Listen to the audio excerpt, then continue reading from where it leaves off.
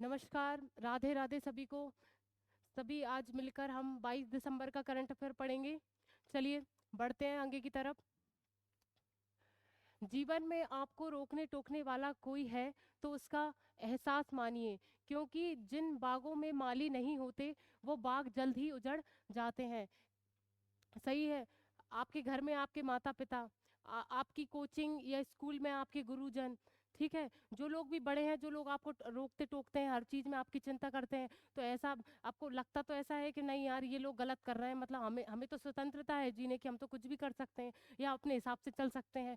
तो ये जब तक ये रोकने टोकने वाले हैं तो आप ये मानिए कि आपके ऊपर बहुत बड़ा आशीर्वाद है, ईश्वर का आशीर्वाद है कि आपके पास गुरुजन है, अच्छे गुरुजन है जो आपको मारते भी हैं और आपको डांटते भी हैं, और माता पिता हैं जो आपको हर चीज में आपका ध्यान रख रहे हैं, आपसे बोल रहे हैं ऐसा मत करो वैसा मत करो। ठीक है, तो ये कहीं ना कहीं आशीर्वाद है ईश्वर का, जिससे आप इनकी रोक टोक से देखिए आप कहाँ तक पहुंच जाएंगे। बस यही है कि आप इनका सम्मान करना सीखें, माता पिता का सम्मान करना सीखें और गुरुजनों का सम्मान करने, जो भी बड़े हैं आपसे, चाहे बल वो 6 महीने बड़े हो चाहे वो 1 साल बड़ा हो, बड़ा यानी बड़ा, एक एक दिन भी बड़ा है तो उसका सम्मान करो। ठीक है, कहीं ना कहीं एक दिन ज्यादा उससे, आपसे अनुभव उससे ज्यादा है, तो ठीक है, जिंदगी जीने का एहसास उसको ज्यादा है कैसा क्या होता है। ठीक है, जैसे अभी एक नीचे लाइन दी कि बिना माली के पूरे बाग जो है सूख जाएंगे, ठीक है, फूल सूख जाएंगे, सही बात है। अगर उसकी काट छांट अगर माली नहीं करेगा तो स्वाभाविक सी बात है फूल जल्दी मुरझा जाएंगे। इसी तरह बड़े और गुरुजनों का आपको आभास करना है। चलिए इसी के साथ पहले क्वेश्चन की तरफ बढ़ते हैं। पहला जो क्वेश्चन है, हाल ही में उत्तर प्रदेश में अगले 2 वर्षों के दौरान कितने और हवाई अड्डों का निर्माण होगा? इसके ऑप्शंस आपके सामने हैं। पहला है 2, फिर 5, 7, 9। बताइए क्या पूछा जा रहा है? उत्तर प्रदेश में पूछा जा रहा है, उत्तर प्रदेश की बात चल रही है यहाँ पे, उत्तर प्रदेश की बात है, और अगले 2 सालों के दौरान कितने और हवाई अड्डों का निर्माण होगा ये आपसे पूछा जा रहा है। चलिए उत्तर प्रदेश राज्य की बात चल रही है, इसका जो आंसर है वो है 9। इसका क्या आंसर है? 9 हवाई अड्डों का जो है वो 2 साल के अंदर, आने वाले 2 साल के अंतर्गत होने वाला है, 9 हवाई अड्डों का। देखिए जो नागरिक उड्डयन जो मंत्रालय के जो मंत्री हैं, आप सभी को पता है, ज्योतिरादित्य सिंधिया, ज्योतिरादित्य सिंधिया जी ने यह कहा है कि जब आजादी के बाद 65 सालों तक कांग्रेस सरकार ने सिर्फ 74 ही हवाई अड्डे बनाए थे। अब जो मोदी सरकार की जो मोदी सरकार जो चल रही है अभी, मतलब बीजेपी सरकार जो चल रही है, वो अभी तक 2 सालों के अंदर अंदर वो कितने हवाई अड्डे कंप्लीट कर देगी? 75, कितने? 75। देखो ये बताना चाह रहे हैं, मतलब उनका बयान है, ये तो नॉर्मल हमें जानने की जरूरत, ऐसा कोई इशू नहीं है। ये तो उन्होंने बोल दिया कि कांग्रेस सरकार में जो 65 साल में 74 बने, और हमारे मोदी सरकार ने 2 सालों में ही कितने बना दिए?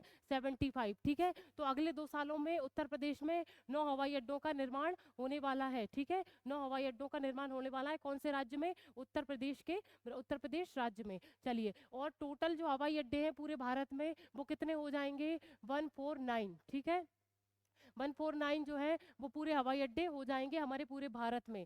नागरिक उड्डयन जो मंत्रालय के मंत्री हैं ज्योतिरादित्य सिंधिया, उन्होंने यह बताया है। चलिए अगले क्वेश्चन की तरफ बढ़ते हैं।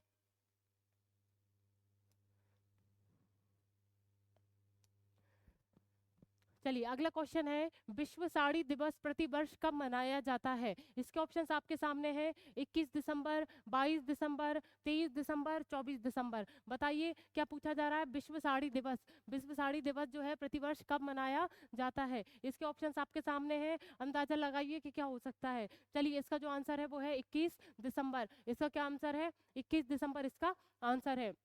देखिए इसका, इसको मनाने का एक उद्देश्य है, विश्व साड़ी दिवस जो है उसको मनाने का एक उद्देश्य है। 21 दिसंबर को हम क्यों मनाते हैं कि देखिए हमारी जो पारंपरिक जो पहनावा है वो आप देखेंगे तो वो साड़ी ही है। ठीक है, साड़ी है जो पारंपरिक पहनावा है, हमारी संस्कृति को दर्शाती है हमारी साड़ी। ठीक है, पहनावा जो हमारी लेडीज लोग जो पहनती, महिलाएं पहनती हैं साड़ियाँ, वो हमारी संस्कृति को दर्शाती है। देखिए कहीं ना कहीं हम साड़ी को बढ़ावा देंगे तो हमारी संस्कृति उन्नत होगी, कहीं ना कहीं हमारी संस्कृति का बढ़ावा होगा। तो और जो हमारी जो महेश्वर आप देखते होंगे कितनी प्रसिद्ध साड़ियाँ बनती है, जिस चंदेरी में साड़ी बनती है, महेश्वर में जो साड़ी प्रसिद्ध है। तो कहीं ना कहीं उन कारीगरों को और भी प्रोत्साहन मिलेगा कार्य करने के लिए। तो कहीं ना कहीं हम साड़ी को बढ़ावा दे रहे हैं और हमारी संस्कृति को बढ़ावा दे रहे हैं, और साड़ी उद्योग है जो जो उद्योग है वो उद्योगों की बढ़ोतरी भी इसके द्वारा होगी। तो ये कब मनाते हैं हम? 21 दिसंबर को हम मनाते हैं विश्व साड़ी दिवस। कब मनाते हैं? 21 दिसंबर को मनाते हैं विश्व साड़ी दिवस। चलिए अगले क्वेश्चन की तरफ बढ़ते हैं। अगला क्वेश्चन है, हाल ही में लंदन में सेंटर फॉर इनोवेशन में टाटा स्टील कितने करोड़ रुपए का निवेश करेगी? इसके ऑप्शंस आपके सामने हैं।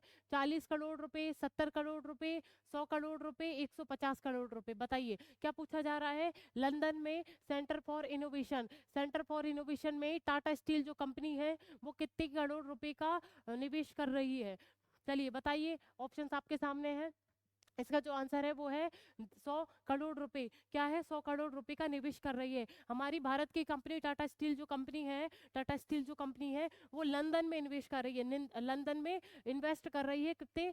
100 करोड़ रुपए का इन्वेस्टमेंट कर रही है। ठीक है, वो क्यों कर रही है? देखिए आप जानते होंगे लंदन मैन्युफैक्चरिंग का बहुत बड़ा हब है। मैन्युफैक्चरिंग का जो हब है वो लंदन बहुत बड़ा है। तो स्वाभाविक सी बात है, जब हमारी टाटा ये बहुत संपन्न कंपनी है, हमारे भारत की बहुत संपन्न कंपनी है टाटा स्टील कंपनी, वो इन्वेस्ट कर रही है लंदन में। तो स्वाभाविक सी बात है कहीं ना कहीं मैन्युफैक्चरिंग को बहुत बढ़ाया जाएगा, और इससे क्या होगा, हमारी जो कंपनी है उसका व्यापार और भी बढ़ेगा, कहीं ना कहीं ख्याति और बढ़ेगी, रोजगार ज़्यादा मिलेगा, कहीं ना कहीं हम अर्थव्यवस्था को हम और उच्च लेवल तक पहुंचा पाएंगे। ये समझौता बहुत ही फायदेमंद है भारत के लिए भी। भारत के लिए तो है ही, ठीक है, भारत के लिए तो होना ही चाहिए। ये बहुत बड़ा समझौता है लंदन के साथ कर रही है, तो मैंने आपको बोला बहुत बड़ा मैन्युफैक्चरिंग हब है लंदन में। तो हमें कहीं ना कहीं बहुत अच्छा लाभ मिलेगा, अर्थव्यवस्था बहुत उन्नत होगी और रोजगार भी इससे मिलेंगे। चलिए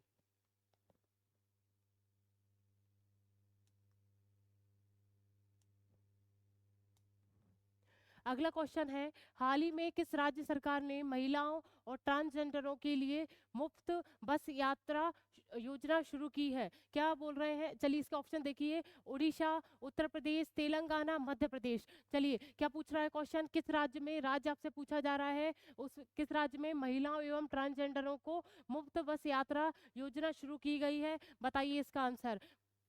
चलिए इसका जो आंसर है वो है तेलंगाना। क्या इसका आंसर है? तेलंगाना। जो महिलाएं हैं और जो ट्रांसजेंडर हैं उनके लिए जो बस से यात्रा करते हैं उनके लिए निशुल्क है। अब वो यात्रा करेंगे तो बिल्कुल निशुल्क, उनको पैसा नहीं देना पड़ेगा। ये किस सरकार ने की है? तेलंगाना सरकार ने ये घोषणा की है। ठीक है, तेलंगाना सरकार ने ये घोषणा की है, और मैंने इनके मुख्यमंत्री भी आपको कल बताए थे। देखिए मुख्यमंत्री जब भी मैं बोलती हूँ, जैसे अभी मैंने कल ही बोला रेवंत रेड्डी, क्या बोला था? रेवंत रेड्डी। अब तो आपको रट जाना चाहिए। ठीक है, हमारे चार, जैसे अभी मान लो जैसे तेलंगाना का रेवंत रेड्डी, मध्य प्रदेश सॉरी मोहन यादव, और वहाँ के अपने ये राजस्थान के भजन, मतलब मैं रोज बोलती हूँ तो इनको आप एक बार बार बार रिपीट करते रहे तो आपको बिल्कुल मुखाद याद हो जाएंगे, आपको मेहनत की जरूरत नहीं है। चलिए तो क्या हो रहा है यहाँ पर, महिलाओं और ट्रांसजेंडरों के लिए निःशुल्क बस में यात्रा की घोषणा कर दी गई है, और ये शुरू भी हो गया है। चलिए आपको पता है कांग्रेस की सरकार है तेलंगाना में।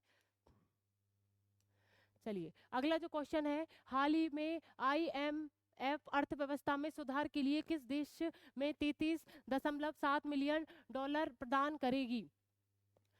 इसके ऑप्शंस आपके सामने हैं। पहला है बांग्लादेश, फिर दूसरा है श्रीलंका, पाकिस्तान, फ्रांस। बताइए क्या पूछा जा रहा है आपको? पहले इसका फुल फॉर्म लिख लीजिए।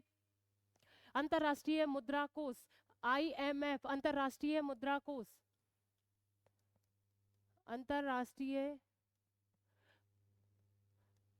मुद्रा कोष, अंतर्राष्ट्रीय मुद्रा कोष अर्थव्यवस्था में सुधार के लिए किस देश को, मतलब ये जो 3.37 जो 33.7 मिलियन डॉलर जो है वो किस देश को प्रदान करेगी? चलिए बताइए। इसका जो आंसर है वो है श्रीलंका। इसको वैसे देख के तो आप सभी को समझ में आया होगा। देखो बांग्लादेश तो आपने वैसे ही कट कर दिया होगा, फ्रांस तो हो ही नहीं सकता। अब बचते हैं ये दोनों देश। तो ज़्यादा स्थिति खराब किसकी है? वो श्रीलंका की। आपने सुना हो कि उनके पास खाने की चीज़ें भी मौजूद नहीं थी अभी कुछ समय पहले। तो इनको जो हमारे अंतर्राष्ट्रीय मुद्रा जो कोष है IMF जो है वो क्या करता है, हर देश पर निगरानी रखता है कि उनकी अर्थव्यवस्था कैसी चल रही है, उसको सहयोग करता है, कैसे आपकी अर्थव्यवस्था अच्छी हो सकती है उस पर सहयोग करता है, तो ये 33.7 मिलियन डॉलर जो है वो किसको प्रदान करेगा? श्रीलंका को। उन्होंने जांच की कि श्रीलंका की स्थिति बहुत खराब है, अभी उन्होंने उनको अर्थव्यवस्था स्थिर करने के लिए कुछ पैसों की जरूरत है, तो अंतर्राष्ट्रीय मुद्रा जो कोष है उन्होंने 33.7 करोड़ मिलियन जो रुपए हैं वो किसको दिए हैं? श्रीलंका को दिए हैं। किसको दिए हैं? श्रीलंका को दिए हैं। अगर आप इसका इतिहास देखेंगे पीछे का, तो इसकी स्थिति बहुत खराब थी, खाने के लिए भी पैसा नहीं था, मतलब रोटी नहीं थी। चलिए,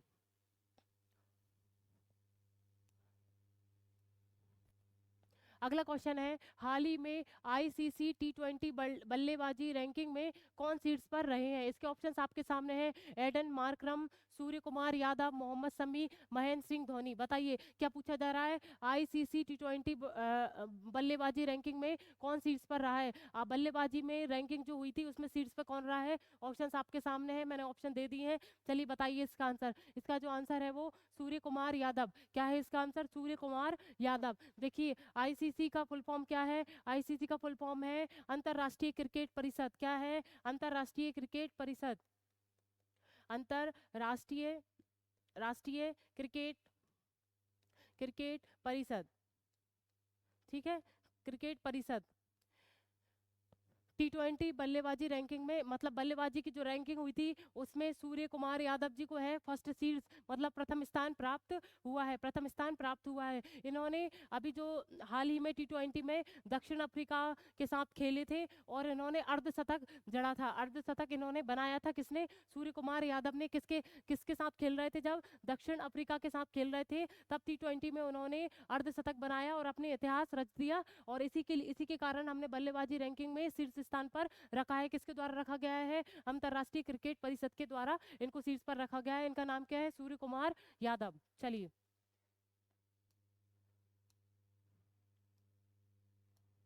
7वां क्वेश्चन है, हाल ही में किस राज्य के मुख्यमंत्री ने डोर स्टेप सेवाओं के लिए योजना शुरू की है? इसके ऑप्शंस आपके सामने हैं। पहला है पंजाब, दूसरा है उड़ीसा, तीसरा है हरियाणा, चौथा है गुजरात। बताइए क्या पूछा जा रहा है? आपसे राज्य पूछा जा रहा है कि उसके उसी राज्य के मुख्यमंत्री ने डोर स्टेप सेवाओं का के लिए योजना शुरू की है।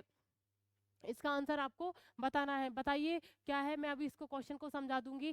चलिए, इसका जो आंसर है वो है पंजाब। क्या है? पंजाब। देखिए, पंजाब के जो मुख्यमंत्री हैं वो क्या है? भगवंत मान। भगवंत मान जो है, भगवंत मान जो है उनके किसके मुख्यमंत्री हैं? पंजाब के मुख्यमंत्री हैं। इनके द्वारा पंजाब के मुख्यमंत्री के द्वारा डोर स्टेप सेवाओं की योजनाएं शुरू की। डोर स्टेप क्या होता है? देखिए, जैसे बैंकों में डोर स्टेप सेवाएं होती हैं, क्या होता है वो? ये विकलांगों के लिए और वृद्धजनों के लिए सेवाएं होती हैं, किसी भी क्षेत्र में हो सकती हैं, जब उनको पैसा जमा करना है कोई भी, मतलब उनको सुविधाएं दी जाती हैं, ये विकलांगों को दी जाती हैं, और जो वृद्धजन होते हैं उनको डोर स्टेप जो सेवाएं हैं वो दी जाती हैं। तो ये अब किस सरकार द्वारा लागू हो रही है ये योजना? कुछ इससे संबंधित डोर स्टेप जो सेवा है उससे संबंधित कुछ योजनाएं लागू करेगा। कौन करेगा? पंजाब सरकार। पंजाब सरकार के जो मुख्यमंत्री का नाम है भगवंत मान। क्या नाम है? भगवंत मान। ठीक है, चलिए, और देखिए ये भी देख लीजिए, इसको कुछ ज़्यादा इशू नहीं है इसको बहुत याद करने का। एक बार पढ़ लीजिए कि ये किस किस क्षेत्र में इन योजना को लागू करेगा। स्टेप जो डोर स्टेप जो योजना है वो किन किन क्षेत्रों में भी लागू होगी, ये आगे आगे की बात है, पर सुन लीजिए। जन्म, विवाह, मृत्यु, आय, निवास, जाति, ग्रामीण क्षेत्र, सीमा क्षेत्र, पिछड़ा क्षेत्र, पेंशन, बिजली बिल भुगतान, सीमा भूमि सीमांकन प्रमाण पत्र आदि, मतलब 43 जो सेवाएं हैं वो उसके उसमें प्रदान की जाएंगी। ठीक है, 43 जो सेवाएं हैं, ये डोर स्टेप सेवा योजना है, वो 43 सेवाएं या क्षेत्र में दी जाएगी। इतना कोई इशू नहीं है, इन सबको याद करें, एक बार बरबली देख लीजिए। चलिए, बस ये याद रखिए पंजाब की सरकार ने ये सेवा या योजना लागू की है। जी, चलिए, 8वां क्वेश्चन है, हाल ही में भारत और किस देश ने मुक्त व्यापार समझौते पर बातचीत शुरू की है? इसके ऑप्शंस आपके सामने हैं। पहला है नॉर्वे, दूसरा है ब्रिटेन, तीसरा है ओमान, चौथा है स्वीडन। बताइए क्या पूछा जा रहा है? भारत और किस देश ने, भारत के साथ किस देश ने, जो आपको ऑप्शन में दिए हैं वो देश आपको बताना है, किस देश ने मुक्त व्यापार समझौते पर बातचीत शुरू की है? मुक्त व्यापार समझौते पर, ये भी मैं आपको बताऊंगी, आप बताइए पहले इसका आंसर। चलिए इसका जो आंसर है वो है ओमान। क्या है? ओमान। क्या नाम है इसका? ओमान। भारत और ओमान जो देश है वो साथ ही मुक्त व्यापार समझौते पर बातचीत चल रही है, उन दोनों की मुक्त व्यापार जो समझौता है उस पर बात चल रही है। अब देखिए जो ओमान है वो खाड़ी देश है। क्या है? खाड़ी देश। आप पहले खाड़ी देश समझ लीजिए कि खाड़ी जो है, फारस की जो खाड़ी है, आपने देखा हो अभी मैप में, अब बताऊंगी मैं आपको कभी, ठीक है? जो फारस की जो खाड़ी है, फारस की खाड़ी से जो लगे देश हैं उनको हम क्या बोलते हैं? खाड़ी देश। क्या हुआ है? खाड़ी देश। इसमें 6 देश आते हैं। कितने? 6 देश आते हैं। जो खाड़ी देश हैं उनमें 6 देश आते हैं। देखिए एक तो Bahrain, Kuwait, Oman, Qatar, Saudi Arab, Arab Emirates. ये 6 देश जो हैं खाड़ी देश हैं। कौन कौन से? Bahrain, Kuwait, Oman, Qatar, Saudi Arab, संयुक्त अरब अमीरात। एक बार और, जो खाड़ी देश हैं वो 6 देश हैं। Bahrain, Kuwait, Oman, Qatar, Saudi Arab और संयुक्त अरब अमीरात। ये कौन 6 देश हैं, और जो देश हैं वो खाड़ी देश हैं। अब क्या ये खाड़ी देश, ओमान, हम ओमान के साथ मुक्त व्यापार समझौता कर रहे हैं। मुक्त व्यापार समझौता, और समझ लीजिए अगर ये व्यापार समझौता हो जाता है, मुक्त व्यापार समझौता हो जाता है किसी दोनों देशों के बीच, तो क्या होता है? जो आयात या निर्यात होता है ना किसी भी चीज़ का, किसी भी माल का या कुछ किसी भी चीज़ का आप जो निर्यात करते हैं या आयात करते हैं, उसमें जो शुल्क लगता है, सीमाओं पर जो शुल्क लगेगा, वहाँ जाने में जो पैकिंग होगी उसमें शुल्क लगेगा, उसमें रियायत मिलती है। यानी शुल्क यानी बिल्कुल नगण्य रूप में लिया जाता है, यानी बहुत कम रूप में लिया जाता है, जिससे मुक्त व्यापार समझौता कहते हैं। ठीक है? तो भारत और ओमान के बाद अभी बातचीत चल रही है, अभी निर्णय नहीं हुआ कि ओमान इस चीज़ पे सहमत है या नहीं है। देखिए ये जो खाड़ी जो देश है ना, खाड़ी देश में से ये दूसरा ऐसा देश होगा जो हमारे भारत के साथ मुक्त व्यापार समझौता करेगा। इसके पहले कौन सा देश खाड़ी देश हमारे साथ सम्मिलित है इस समझौते के अंदर, मुक्त व्यापार समझौते के अंदर? कौन संयुक्त वो है, तो क्या है? संयुक्त अरब अमीरात। ठीक है? अमीरात। ये पहला देश ऐसा है जिसने हमारे साथ मुक्त व्यापार समझौते में हाँ कर दी थी और हमारे साथ ये जुड़ा है। अब हम कोशिश ये कर रहे हैं कि ओमान के साथ भी मुक्त व्यापार समझौता करें। क्या? ओमान। अब ये मैंने आपको पढ़ा दी है कि ये 6 ही खाड़ी देश होते हैं, इनके साथ हमारा व्यापार करने की कोशिश है कि मुक्त व्यापार समझौता इनसे हो जाए। चलिए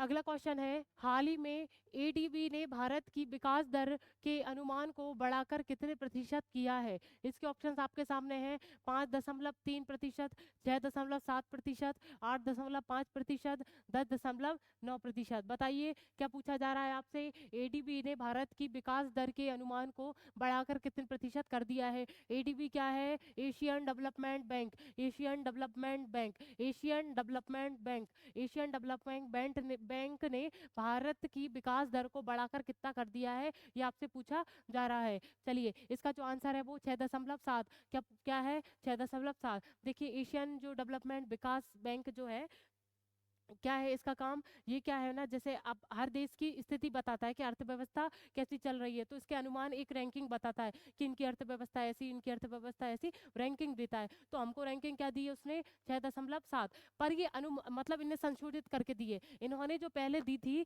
वो दी थी 6.3। कितनी रैंकिंग दी थी इस बैंक ने हमको? क्या दी थी? 6.3। अब उन्होंने क्या, कुछ कुछ समय पहले उन्होंने देखा कि हमारा सकल घरेलू जो उत्पाद है, मतलब उत्पाद की संख्या है वो बढ़ रही है। तो क्या वो संख्या जो कितनी बढ़ गई? 7.6 बढ़ गई। तो उन्होंने देखा कि अर्थव्यवस्था में अच्छी खासी बढ़ोतरी हो रही है। इस बैंक ने देखा कि भारत में सकल घरेलू उत्पाद की जो उत्पादन जो है वो बढ़ रहा है। वो कितना हो रहा है? 7.6 हो गया। तो उसके मुताबिक जो उनने आंकड़ा दिया था कि अर्थव्यवस्था भारत की कितनी है? 6.3। उसको संशोधित करके कि इनकी अर्थव्यवस्था भी अच्छी चल रही है, तो उसकी संशोधित करके उनने कितनी दे दी? अब 6.7 कर दी। उसको ही संशोधित करके कितनी कर दी? 6.7 कर दी। ठीक है? किस बैंक के द्वारा? एशियन डेवलपमेंट बैंक के द्वारा। एशियन डेवलपमेंट बैंक के द्वारा इसको संशोधित करके 6.3 को 6.7 कर दी है। ठीक है? सकल घरेलू उत्पाद अच्छा हो रहा है, तो उसके उसके उससे बढ़ोतरी हो गई और उन्होंने संशोधित करके हमको 6.7 अर्थव्यवस्था वाला देश बना दिया। चलिए आगे बढ़ते हैं। लास्ट क्वेश्चन है, हाल ही में नवंबर 2023 के लिए ICC women's players of the month किसे दिया गया है? इसके ऑप्शंस आपके सामने हैं। नाहिदा अख्तर, दीप्ति शर्मा, हरमनप्रीत कौर, इनमें से कोई नहीं। बताइए क्या पूछा जा रहा है। नवंबर, ये महीना सिर्फ महीने की बात चल रही है, नवंबर महीने 2023 के लिए, ठीक है। ICC women's player of the month, month बोला है ना, तो मंथ यानी नवंबर महीने की बात चल रही है 2023 की। तो women's player of the month किसे दिया गया है, मतलब बेस्ट नवंबर महीने के 2023 में जो नवंबर महीने में जो क्रिकेट खेले गए थे उसमें बेस्ट प्रदर्शन किसका रहा है, ये आपसे पूछा जा रहा है, वो भी विमेंस यानी महिला क्रिकेट टीम के बारे में पूछी जा रही है। तो क्या थे ऑप्शन आपके पास, नाहिदा अख्तर, दीप्ति शर्मा, हरमनप्रीत कौर। बताइए इसका आंसर क्या है। चलिए इसका जो आंसर है वो है नाहिदा अख्तर। क्या है, नाहिदा अख्तर। ये बांग्लादेश की खिलाड़ी हैं। कहाँ की है, बांग्लादेश की जो महिला खिलाड़ी हैं, बांग्लादेश की ये खिलाड़ी हैं, ठीक है। बांग्लादेश की खिलाड़ी हैं। नवंबर महीने में इनका जो क्रिकेट में प्रदर्शन रहा है वो बहुत ही उत्तम रहा है, इसलिए इनको आईसीसी, आईसीसी का मैंने फुल फॉर्म बताया, अंतर्राष्ट्रीय क्रिकेट परिषद, पहले ही बता दिया है, अंतर्राष्ट्रीय क्रिकेट परिषद के द्वारा women's player of the month घोषित किया है किसको, नाहिदा अख्तर को, नाहिदा अख्तर को। इसी के साथ, हाँ, इसी के साथ क्या है, इसी के साथ एक ऑस्ट्रेलिया के खिलाड़ी हैं, इसी के साथ क्या, ऑस्ट्रेलिया के खिलाड़ी हैं, ऑस्ट्रेलिया के खिलाड़ी हैं, उनका नाम क्या है, ड्रेविस,